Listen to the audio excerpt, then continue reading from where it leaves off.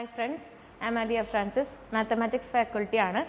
ഇന്ന് ഞാൻ സംസാരിക്കാനായിട്ട് പോകുന്ന ടോപ്പിക് എന്താണെന്ന് വെച്ച് കഴിഞ്ഞാൽ നമ്മുടെ ബേസിക് മാത്സ്, അതായത് നമ്മുടെ മാത്തമാറ്റിക്സിൻ്റെ importance in both competitive exams like NEET and KEAM. നീറ്റും കീമും മാത്രമല്ല, നമുക്ക് JEE ഉണ്ട്, IMCT ഉണ്ട്, അങ്ങനെ വേറെ നമുക്ക് കുസാറ്റ് ഉണ്ട്, അങ്ങനെ പല എക്സാംസും ഉണ്ട്. പക്ഷേ നമുക്ക് അപ്പം ഇതിലൊക്കെ നമുക്ക് മാത്തമാറ്റിക്സ് വരുന്നുണ്ട്. പക്ഷെ നീറ്റിൽ നമുക്ക് മാത്സ് വരാതെ തന്നെ എങ്ങനെയാണ് മാത്സിന് അതിലൊരു ഇമ്പോർട്ടൻസ് വരുന്നതെന്ന് മിക്ക കുട്ടികൾക്കും ഇപ്പോൾ ഇത് കാണുന്ന നീറ്റ് സ്റ്റുഡൻസിനായാലും കുറച്ച് സംശയങ്ങളൊക്കെ ഉണ്ടായിരിക്കും. ആക്ച്വലി പറയുകയാണെങ്കിൽ നമുക്ക് ബേസിക് മാത്സ് എന്ന് പറഞ്ഞൊരു ടോപ്പിക് ഇല്ലാതെ നമുക്കൊരു കോമ്പറ്റേറ്റീവ് എക്സാം ക്രാക്ക് ചെയ്യുക എന്ന് പറഞ്ഞാൽ ഇറ്റ്സ് ഇമ്പോസിബിൾ. ബിക്കോസ് എന്താണെന്ന് വെച്ച് കഴിഞ്ഞാൽ നിങ്ങളിപ്പോൾ നീറ്റിലാണെങ്കിലും ഫിസിക്സ് പഠിക്കുന്നുണ്ട്, കെമിസ്ട്രി പഠിക്കുന്നുണ്ട്. Around 45 questions is from physics and around 45 questions is from chemistry. Chemistry അവിടെ നിൽക്കട്ടെ, ഫിസിക്സിൻ്റെ കാര്യം പറയുകയാണെങ്കിൽ നമുക്ക് തിയറിനേക്കാളും കൂടുതൽ നമ്മുടെ ക്വസ്റ്റ്യൻസ് വരുന്നത് അപ്ലിക്കേഷൻ ലെവൽ ക്വസ്റ്റ്യൻസ് ആണ് നമുക്ക് പോസിബിൾ ആയിട്ട് വരുന്നത്. അതായത് അപ്ലിക്കേഷൻ ലെവൽ ക്വസ്റ്റ്യൻസിൽ തന്നെ ന്യൂമറിക്കൽസ്, എക്സാക്ട്ലി പറയുകയാണെങ്കിൽ പ്രോബ്ലംസ്. നമുക്ക് പ്രോബ്ലംസിൻ്റെ ക്വസ്റ്റ്യൻസ് അല്ലെങ്കിൽ പ്രോബ്ലമാറ്റിക് ക്വസ്റ്റ്യൻസ്, ന്യൂമറിക്കൽ ക്വസ്റ്റ്യൻസ് വരുമ്പോൾ മിക്ക കുട്ടികൾക്കും അവിടെ ഒരു നമുക്ക് എന്താ പറയുക, ഒരു കോൺഫിഡൻസ് കിട്ടുന്നില്ല. ആ ഒരു ക്വസ്റ്റ്യൻസ് ചെയ്യാനായിട്ട് കോൺഫിഡൻസ് ഇല്ലാത്തതിൻ്റെ മെയിൻ ആയിട്ടുള്ള റീസൺ ബേസിക് മാത്സ് അറിയില്ല, അല്ലെങ്കിൽ അതിൻ്റെ തന്നെ ഒരു അടിത്തറയില്ല എന്നാണ് നമ്മളതിനെ പറയുന്നത്. ആ ഒരു കോൺഫിഡൻസ് കുറവാണ് നിങ്ങൾക്ക് ഒരു ന്യൂമറിക്കൽ കാണുമ്പോൾ, ഫിസിക്സിലായാലും കെമിസ്ട്രിയിലായാലും ഒരു ന്യൂമറിക്കൽ കാണുമ്പോൾ പെട്ടെന്നൊരു പകപ്പ് വരിക, അല്ലാന്നുണ്ടെങ്കിൽ അതെനിക്ക് ചെയ്യാൻ പറ്റുമോ എന്നുള്ളൊരു നമുക്ക് തന്നെ നമ്മുടെ ഒരു കോൺഫിഡൻസ് ഇല്ലായ്മ വരിക. അതൊക്കെ നമുക്ക് ബേസിക് മാത്സിൻ്റെ ശരിക്കും വളരെ ഒരു കുറവ് കൊണ്ടാണ് വരുന്നത്. ബേസിക്കലി പറയുകയാണെങ്കിൽ നീറ്റിൻ്റെ കുട്ടികളാണ് ഏറ്റവും കൂടുതൽ ബേസിക് മാത്സിൽ വളരെ വീക്കായിട്ട് നമ്മൾ കാണുന്നത്. അപ്പോൾ നീറ്റായാലും കീമായാലും ഏത് കോമ്പറ്റേറ്റീവ് എക്സാംസ് ആയാലും നമുക്ക് ബേസിക് മാത്സ് ഇല്ലാതെ നമുക്കതൊരു ക്രാക്ക് ചെയ്യാന്ന് പറഞ്ഞു കഴിഞ്ഞാൽ നേരത്തെ പറഞ്ഞ പോലെ തന്നെ നമുക്കത് പോസിബിൾ ആവില്ല. അപ്പോൾ ആദ്യം തന്നെ നമുക്ക് ബേസിക് മാത്സ് പറയുമ്പോൾ തന്നെ നമുക്ക് ബേസിക് മാത്സിനെ കോമ്പറ്റേറ്റീവ് എക്സാംസിൻ്റെ ഒരു ഏരിയയിൽ വെച്ച് നോക്കുകയാണെങ്കിൽ ഒരു 7 കാറ്റഗറീസ് ആയിട്ട് നമുക്ക് ബേസിക് മാത്സിനെ സ്പ്ലിറ്റ് ചെയ്യാനായിട്ട് പറ്റും. ആ 7 കാറ്റഗറീസിൽ ഫസ്റ്റ് കാറ്റഗറി വരുന്നതാണ് ട്രിഗണോമെട്രി. ട്രിഗണോമെട്രി നിങ്ങൾ 10th സ്റ്റാർട്ടിങ് പഠിക്കുന്നത്. സ്റ്റേറ്റ് കുട്ടികളാണെങ്കിൽ 10th, CBSE സ്റ്റുഡൻസ് ആണെങ്കിൽ 8th നമ്മൾ ട്രിഗണോമെട്രിയുടെ സ്റ്റാർട്ടിങ്. ആ സ്റ്റാർട്ടിങ് തന്നെയാണ് നമുക്ക് ഇവിടെ ആവശ്യം. ബിക്കോസ് നമ്മൾ ട്രിഗണോമെട്രി പഠിക്കുമ്പോൾ തന്നെ sine theta, cos theta, tan theta എന്നിവരുടെ വാല്യൂസ് അടക്കം അവരെ കണ്ടുപിടിക്കാനുള്ള ഇക്വേഷൻസ് വരെ നമുക്ക് പഠിക്കുന്നുണ്ട് നമ്മൾ, ഇല്ലേ? അപ്പം ആ ഇക്വേഷൻസ് തന്നെയാണ് നമുക്ക് ഇവിടെ ആയാലും കോമ്പറ്റേറ്റീവ് എക്സാംസിലായാലും നമുക്ക് അത്രയ്ക്ക് ഇമ്പോർട്ടൻ്റ് ആയിട്ട് വരുന്നത്. ഉദാഹരണത്തിന് ഫിസിക്സിലാണ് നിങ്ങൾ പഠിക്കുന്ന ഒരു ചാപ്റ്ററാണ് motion in a straight line and also in a motion in a plane. ഈ 2 ചാപ്റ്റേഴ്സിൽ നമുക്ക് തീറ്റ വാല്യൂസ് സബ്സ്റ്റിറ്റ്യൂഷൻ വരുന്നുണ്ട്. അത് നമുക്ക് അത്രയ്ക്ക് ഇമ്പോർട്ടൻ്റ് ആണ്. സോ ഫസ്റ്റത്തെ നമ്മുടെ ടോപ്പിക് വരുന്നതാണ് ട്രിഗണോമെട്രി. ദെൻ സെക്കൻഡ് ടോപ്പിക് വരുന്നതാണ് അപ്രോക്സിമേഷൻ. അപ്രോക്സിമേഷൻ ഞാൻ പറയാതെ തന്നെ മിക്ക കുട്ടികളും ചെയ്യുന്നതാണ് നമ്മൾ അപ്രോക്സിമേറ്റ് വാല്യൂ എടുക്കുക. അതായത് നിങ്ങൾ ഫിസിക്സിൽ യൂണിറ്റ്സ് ആൻഡ് മെഷർമെൻറ്റ്സ് എന്ന് പറഞ്ഞ ചാപ്റ്റർ പഠിക്കുന്നുണ്ട്, ഫസ്റ്റ് ചാപ്റ്റർ പഠിക്കുന്നത്.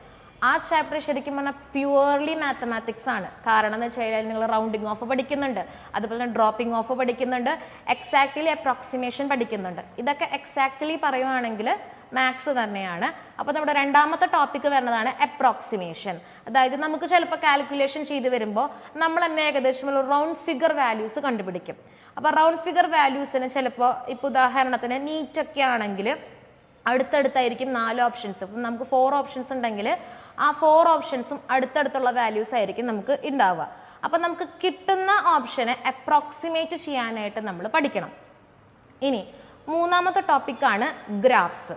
ഗ്രാഫ്സിൻ്റെ ഇമ്പോർട്ടൻസ് വരുന്നത് എവിടെയാണെന്ന് വെച്ച് കഴിഞ്ഞാൽ ഈ പറഞ്ഞ പോലെ തന്നെ നമുക്ക് എന്താ പറയുക, സ്ട്രെയിറ്റ് ലൈൻ ഗ്രാഫുകൾ വരാറുണ്ട്, സ്ലോപ്പുകൾ വരാറുണ്ട്. സ്ലോപ്പ് പഠിക്കുമ്പോൾ തന്നെ നമ്മൾ ഗ്രാഫ്സ് പഠിക്കണം, വേണ്ടേ?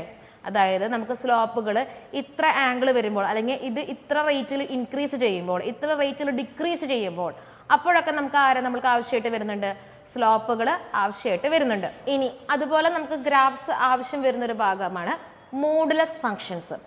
അതായത് നമ്മൾ പോസിറ്റീവ് ആൻഡ് നെഗറ്റീവ് വാല്യൂസ് എടുക്കുന്ന മോഡുലസ് ഫങ്ഷൻസിൻ്റെ ഭാഗമായാലും നമുക്ക് അത്യാവശ്യമായിട്ട് ഗ്രാഫ്സ് വരുന്നുണ്ട്. ഇനി ഇത്രയാണ് മൂന്നാമത്തെ ടോപ്പിക്ക്. നാലാമത്തെയും അഞ്ചാമത്തെയും ടോപ്പിക്കാണ് ഏറ്റവും കൂടുതൽ ബുദ്ധിമുട്ട് വരുന്ന topic, that is integration. And fifth topic is differentiation. ഡിഫറൻസിയേഷനും ഇൻ്റഗ്രേഷനും അറിയാതെ അങ്ങോട്ടും ഇങ്ങോട്ടും റിലേറ്റഡ് ആണ്. അതായത് ഡിഫറൻസിയേഷൻ ആണ് നമ്മൾ ബേസ് ആയിട്ട് പഠിക്കുന്നത്. ആ ഡിഫറൻസിയേഷൻ്റെ ആൻസറാണ് ഇൻ്റഗ്രേഷനിൽ ക്വസ്റ്റ്യൻ ആയിട്ട് വരുന്നത്. സോ ഇൻ്റഗ്രേഷൻ പഠിച്ചില്ലെങ്കിൽ ഡിഫറൻസിയേഷൻ അറിയില്ല, ഡിഫറൻസിയേഷൻ പഠിച്ചില്ലെങ്കിൽ ഇൻ്റഗ്രേഷൻ നമുക്ക് കിട്ടില്ല. അപ്പോൾ ഡിഫറൻസിയേഷനും ഇൻ്റഗ്രേഷനും ഇൻ്റർ കണക്റ്റഡ് ആണ്. ഒരെണ്ണം ഒന്നിൻ്റെ ആൻസർ ആണെങ്കിൽ അറ്റ് എ ടൈം അത് മറ്റേതിൻ്റെ ക്വസ്റ്റ്യൻ ആയിട്ട് ചേഞ്ച് ചെയ്യുകയാണ്.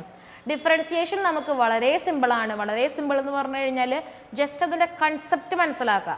അതിൻ്റെ ഏറ്റവും ബേസിക് ആയിട്ടുള്ള ഇക്വേഷൻ ആണ് d/ds of x raise to n. അതായത് എക്സിനൊരു പവർ വന്നു കഴിഞ്ഞാൽ അതിന് എങ്ങനെ ഡിഫറൻസിയേഷൻ ചെയ്യും.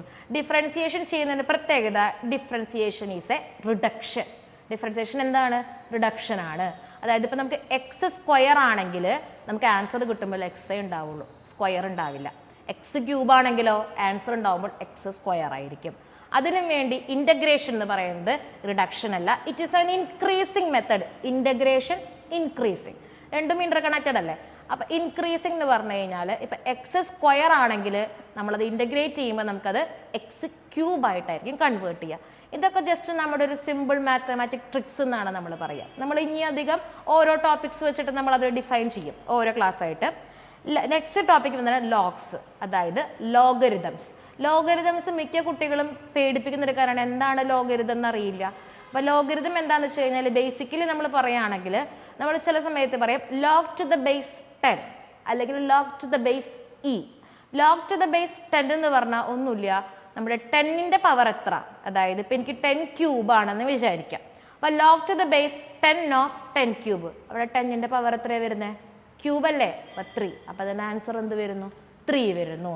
ലോഗ് എന്തിൻ്റെ ബേസിലാണോ ഡിഫൈൻ ചെയ്യുന്നത് അയാളുടെ പവറാണ് അതിൻ്റെ ഉത്തരം എന്ന് പറയുന്നത്. ഇനി ലാസ്റ്റ് ടോപ്പിക്കാണ് ക്വാഡ്രാറ്റിക് ഇക്വേഷൻ. നിങ്ങളെല്ലാവരും പഠിച്ചിട്ടുള്ള ടോപ്പിക്കായിരിക്കും ക്വാഡ്രാറ്റിക് ഇക്വേഷൻ. അതായത് എക്സിൻ്റെ വാല്യൂ കണ്ടുപിടിക്കുക, വൈൻ്റെ വാല്യൂ കണ്ടുപിടിക്കുക, അല്ലെങ്കിൽ സെക്കൻഡ് ഡിഗ്രി ഇക്വേഷൻ. അതായത് മിക്ക കുട്ടികളും പഠിച്ചിട്ടുണ്ടാവും -b + or -√b² - 4ac/2a. വലിയൊരു ഇക്വേഷൻ പഠിച്ചിട്ടുണ്ടാവും. അതിൻ്റെ ശരിക്കും ആവശ്യം തന്നെ നമുക്കില്ല. നമുക്ക് ആവശ്യം മിഡിൽ ടേം സ്പ്ലിറ്റിംഗ് എന്ന് പറഞ്ഞ് നമ്മൾ പഠിച്ചിട്ടുണ്ടായിരിക്കും, അല്ലെങ്കിൽ പ്രൈം ഫാക്ടറൈസേഷൻ എന്ന് പറഞ്ഞ് നമ്മൾ നമ്മുടെ ചെറിയ ക്ലാസ്സുകളിൽ പഠിച്ചിട്ടുണ്ടായിരിക്കും. അതാണ് ശരിക്കും നമുക്ക് റിയലി കോമ്പറ്റേറ്റീവ് എക്സാംസിൻ്റെ മെത്തേഡിൽ വരുമ്പോൾ ആവശ്യമുള്ളൂ. കാരണം എന്ന് വെച്ച് കഴിഞ്ഞാൽ -b + or method is huge. അത് നമുക്ക് വളരെയധികം ടൈം കൺസ്യൂമിങ് ആണ്. സോ ഇത്രയാണ് നമ്മുടെ 7 ടോപ്പിക്സ് വരുന്നത്. അപ്പോൾ ഇനി വരുന്ന നമുക്ക് സെക്ഷനുകളിൽ ഓരോ ടോപ്പിക്കായിട്ട് ഡിഫൈൻ ചെയ്യാം. Thank you.